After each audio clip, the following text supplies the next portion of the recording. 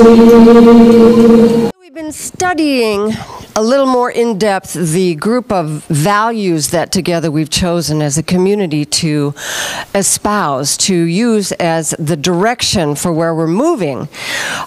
We've talked about several of them so far, and today is the fourth one, which is love. Now, that's a fabulous value to hold. And by a value is something that is valued by the people making the judgment of what they value. So the fact that we chose love is a very good thing, because it's what we have chosen that we've already seen in our center, and also what it is we'd like to go forward seeing. So as I have done recently, I'm asking you, help me out here. Many of you are the ones who chose these values, so I want to hear from you what it means to you to have love as a guiding value. So whenever the Spirit moves you, just pop your hand in the air, and there we go. Miss Kathy. So someone mentioned that when I was talking about prosperity, I said up at the podium, I had mentioned that the first few months I was here, I cried. I just cried. And we were discussing, why is that? And when you were talking, I thought, it's because we're loved, and it's a release of joy and past judgments, and it's the feeling of unconditional love is so significant here that we all are able to grow from where we are. Beautiful, beautiful. I saw another hand. Yes, Steve. Well, for me, love is a special thing. It's a beautiful thing. But one of the things I was moved by was in taking a class over the summer. We were talking about leadership, and Molly was saying how what we want for the center is that when people walk through the door, they walk into a wall of love. And I thought about that, and still is with me. Can you imagine just being engulfed by a wall of love when you walk into this place? And that's how I feel. That's how I act toward folks that I deal with here. And it's just wonderful. It's a wall of love. Yeah, and I stole that from somebody else. So someone very, very wise and profound in this room said that, I'm certain. So when you walk through the door, you feel a certain sense of love coming at you. And how does that make you feel? Yes, Lisa. Safe. Well. Safe. Welcome. Anything else? Oh, Carissa? The first time I felt the wall of love, I was overwhelmed by it, and I was almost afraid and wanted to run out, but it let me know that that's where I needed to be, so it was a way for me to know that I need to raise myself up and love myself more, so. Oh, wonderful, brilliant. When I feel that intense love and allow it to come in, it allows me to remember that I am love, and I am lovable, and I am loving, and then I can give that to someone else, because you don't know it until you feel it from someone else sometimes, or reminded of it, for me. Yes, I think you've hit on something there. When we feel like we walk into a place where we're loved, it means that something in us tells us we're lovable. Am I on the right track here? There's a sense of belonging, maybe? I love that word, belonging. If you kind of mess with it, it's longing to be accepted for exactly who we are right here and right now. I love that idea about belonging. And wouldn't we just be the bomb if we were a center where people walked in the door and felt like they belonged? So, and I think we do that to a great extent. So this is love. It's a very big word, isn't it? It's a really juicy concept, because we have one word that means a whole lot of things. For many other languages, they have several words that cover various aspects of it. The Chinese character for the love that one feels from person to person is made up of, there's the character, the pictogram of love in the center of it, and then on the above it and below it are the pictograms for graceful movement, and where the heck did I write that? graceful movement and power. So it gives you the indication that the people who created this Chinese character, love is about a sense of giving, a power, a moving forth of something graceful.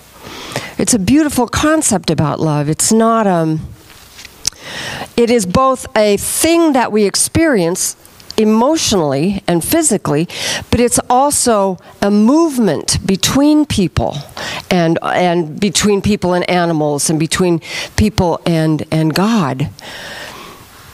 Howard Martin of HeartMath writes, "What brings us back to balance, what really heals us, is the magnificent, beautiful power produced by the intelligence of the heart. It never goes away. It's always there. Sometimes we go away from it, but we can return to it. And when we do, it's what can help us move beyond feelings of sadness, depression, and brokenheartedness." So, of course, the power of the heart then is love. And love is a power, and love is what heals. So if spirit is all there is, and spirit is love, then the ground of all being can be said to be love. The essence of all being is love, right? It never goes away. It's never changing. So, if that's the truth about who we are, why is it that the world seems so unloving sometimes? You know, what if it's always there and we're the ones that are moving away? Where have we all moved to? You know? So that, just playing with that idea that love never moves, it's always me who moves. It's always me who turns away. It puts me back in the driver's seat for love, doesn't it? All I have to do is find my way back to love, which in and of itself is not an absolutely easy thing to do. Another author I love is Brené Brown. Do y'all know Brené Brown? She wrote a wonderful book called The Gifts of Imperfection. And she writes, "We cultivate love when we allow our most vulnerable and powerful selves to be deeply seen and known. And when we honor the spiritual connection that grows from that offering with trust, respect, kindness, and affection." So we allow our most vulnerable and powerful selves to be revealed. And then we honor that connection with respect. That's a tall order in this world some days, isn't it? So what gets in the way of us allowing our most vulnerable and powerful selves to be deeply seen and known? Well, for me, it goes back to that word belonging again. If I am in a situation where I do not feel like I can belong, then I'm going to close down. I'm going to shut off my vulnerable, authentic self. Does anybody else here ever do that? I think we all do. That's the natural response because we are suddenly not safe, as Lisa said. And it's not as though somebody's going to jump out and kill us, but there's still that sense of not being safe because we're revealing those tenderest parts of us that are vulnerable to being shamed. I think that is one of the roots of this, is that terrible, corrosive pain that comes with feeling shame. It's a feeling I think I'd rather walk on glass than feel the emotional pain of shame. And yet it's one of the most deep, primal feelings of humankind. We all get it, gang. We all get to go there. But what we're about is remembering that there's no truth in shame. First of all, what's the difference between shame and guilt? Do y'all know? Guilt is, I have done something bad. Shame is, I am something bad. So as you can see, shame for many of us has acted, people use shame to control us sometimes when we're children, and even follows through as an adult. You know, many of us could probably name someone who still uses shame to get their way, because we're all vulnerable to it. But the shame is not the truth about us. The love is the truth about us. So our shame tapes get triggered. And those shame tapes play the story of, I'm not enough. I'm not good enough. There's something flawed about me. And part of our whole philosophy is about getting a hold of those tapes and erasing them, or at least turning up something that plays a little bit louder, which are affirmative. You know, I'm worthy. I'm a child of God, for heaven's sake. You know, I have nothing to be ashamed of. I may have done things. May have behavior for which I feel guilt, and I may feel ashamed about. But shame is not who I am. It's not what I am. So it's an important thing to get in touch with our shame triggers and to learn when they're getting triggered. I know that for me, it's a physical sensation, the feeling of being shamed. And it's very specific probably to each one of us. You know, sometimes the face gets hot, the heart gets hot, the stomach drops down. And I go, and if I can catch myself, I can say, uh-oh, I have just been triggered. What am I going to do about it? Well, what I normally do is turn into a monster and start attacking. But that's not what I want to do, because that solves nothing. It just it's hurt for hurt. So learning then, as that wonderful Marianne Williamson told us today, that everything should be interpreted as love or a call for love. She doesn't mess around. Everything is either a gift of love or it's a request for love. So if I can begin to look at other people's behavior that might feel hurtful to me and say, this is a call for love. Maybe I don't have to take that on. Maybe I don't have to take this feeling that's gripping me all of a sudden. She goes on to say, when someone has not shown us their love, our power lies in knowing that they would have if they knew how. Emma Curtis Hopkins, who was an American mystic and who taught Ernest Holmes, she describes it this way, that every movement, every word, everything we do is to reach out for our good. She says, there is good in the world for me, and I ought to have it. And so every one of us in everything we do is reaching for what we perceive as our good. Now, some of us get it twisted up in our heads so that my good can only be gotten if you lose. We've talked about a lot of these things before. So when we really get it, that people are simply reaching for their good that they ought to have, they're just a little mixed up in what that good is.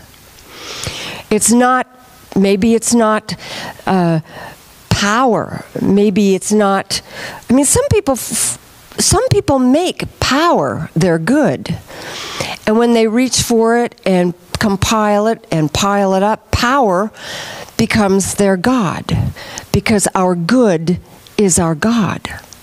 So we learn here that we must choose more carefully what our good is. And that if we choose that our good is love, it's a better, easier, more peaceful pathway than our good is power, our good is money, our good is cars. That choosing love creates a beacon for us to move towards that'll get us a lot further than anything else. It takes courage. It takes courage to use that power, you know, when she tells us that our power lies in knowing that they would have. So that means that I don't have to react.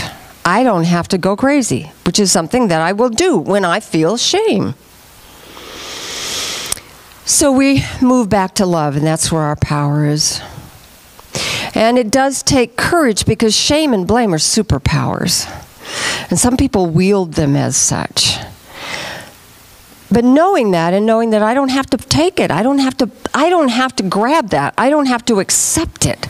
I can simply hold it as the other person having an experience that does not necessarily involve me. It's a courageous way to look at this, because we have to check in the heart and remind it not to close off. So when we stay in love, no matter what, we give permission to other people to bring their authentic selves to the room. When we stay in love, no matter what, we develop what Brené Brown calls shame resilience. And that's the ability to recover quickly when we've been triggered. The first and most important step is to find somebody that you can tell your shame stories to. We've all got them, and they need to be brought out into the light. Shame is toxic when it's held in the dark. So find a friend, a confidant, and let go of it. Because once you tell it, you realize it's not such a big deal. Then this is what Brené Brown suggests that we do. We ask ourselves these questions so that we can develop some resiliency. Who do I become when I'm backed into a corner by shame? How do I protect myself when that happens? Who can I call to process these events when I just want to go for the jugular? And what's the most courageous thing I can do for myself right now? Oftentimes, the most courageous thing we can do is just to step back and wrap our own arms around ourselves and give self-love. Love is not something we give or get. It's something that we nurture and grow. A connection that can only be cultivated between two people when it exists in each one of them. We can only love others as much as we love ourselves. You are inside.